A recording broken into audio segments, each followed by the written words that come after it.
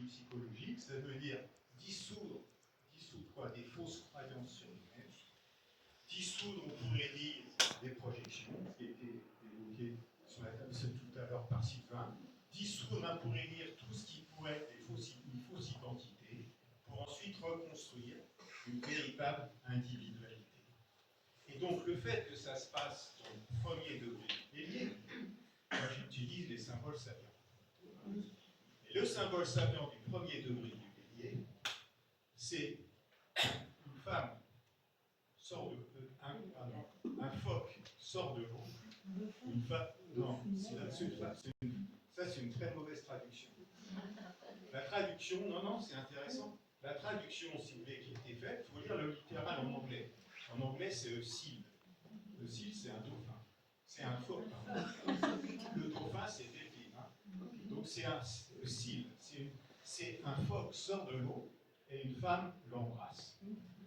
Donc ça veut dire quoi? Ça veut dire quand même, c'est un symbole intéressant, ça veut dire que c'est un animal, le dauphin, bi-aquatique. Le phoque,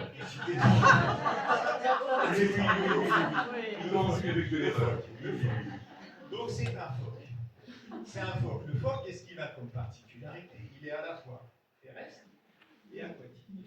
Donc ça veut dire, n'oublions pas que nous sommes dans un univers, justement sur cette planète, 70% de l'eau, voire plus, d'océans. Ils sont en très mauvais état actuellement. Donc ça veut dire qu'il y a quelque chose aussi, qu'une femme l'embrasse, ça veut dire qu'il y a quelque chose qui fait que cette nourriture, il y a besoin de nous reconnecter à du féminin, pour toute la planète.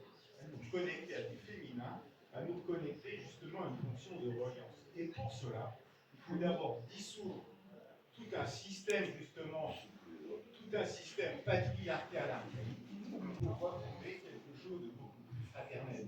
Parce que dans le Pluton Verseau, à la Révolution française, c'était liberté, égalité, fraternité.